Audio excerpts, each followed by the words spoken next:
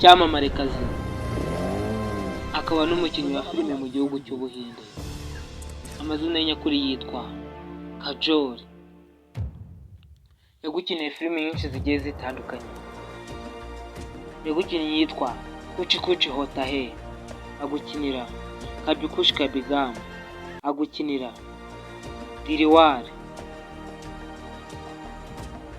Uyu munsi tugiye kureba ubuzima n'amateka bya Kajol. Niba ari ubwa mbere ugeze kuri ino channel, kanda subscribe, ufungure inzogera kugira ngo tujye tubana, kuko tukubwira ubuzima bw'abasore baba bakinnye filime uba wakunze, tukanakubwira filime bakinnye ku buryo utazi wabasha kujya kuyireba. Kandi nawe niba warakanze subscribe, uri umuntu w'umugabo, reka dukomeze kubana twubaka n'umuryango wacu. Ubundi Kajol yavukiye i Bombay ya 5 Kanama mwaka w'igihumbi kimwe magana cyenda mirongo irindwi na kane.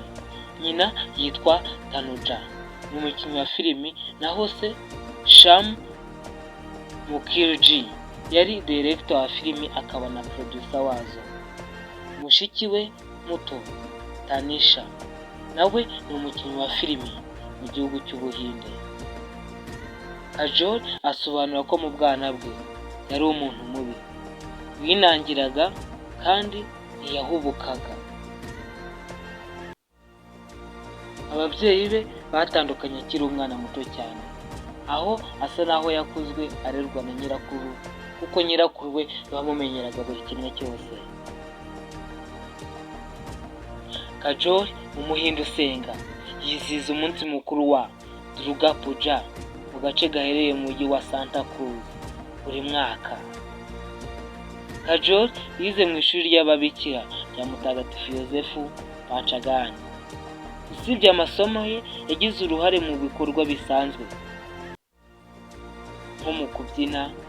Yagize uruhare mu gutoza abanyeshuri benshi kubyina, kuko yakoze ari umwana uzi kubyina cyane kandi neza. Mujya munabibona muri filimi nyinshi akina, ni umukobwa rwose uzi kubyina w'umutegarugori. Mu ishuri we yashishikaye gusoma ibihimbano, kuko byamufashaga mu bihe bibi mu buzima bwe. Kajol yakuriye mu buzima bubi, aho yakuze atabana na se na nyina.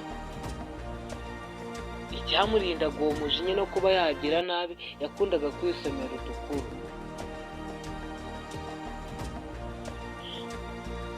Yavuzwe mu itangazamakuru bikomeye cyane, umwe mu bakinnyi ba filimi bakinnye neza muri sinema yo mu Buhinde. Niwe wahawe ibihembo byinshi n'ibihembo 6 bya Filmfare Award, harimo ibihembo 5 yatsindiye nk'umukinnyi mwiza w'umwaka. Mu mwaka wa 2011 yahawe Padma Shri na guverinoma y'Ubuhinde. Kajol yagukiniye filimi nyinshi zigiye zitandukanye. Muri izo filimi harimo Khalad, Bekud, Basgar, Ye Dil Ji, Khan Arjun, Togat, Duplicate, Dushman, Kuchi Kuchi Hota Hai, Kabhi Khushi Kabhie Gham, Kariho Na Ho, Fan, Kabhi Alvida na Keina yakinanye na Shah Rukh Khan, We Are Family, agukinira Dilwale, agukinira Student of the Year, agukinira yitwa Zero.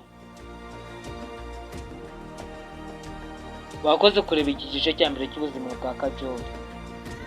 Bumva uri interested ko twajya tubana, kanda subscribe, ufungure inzogera kugira ngo atazagira igice na kimwe tuzacyo kizagucika. Hamagara Gustave. Ciao ciao. Ndabakunda.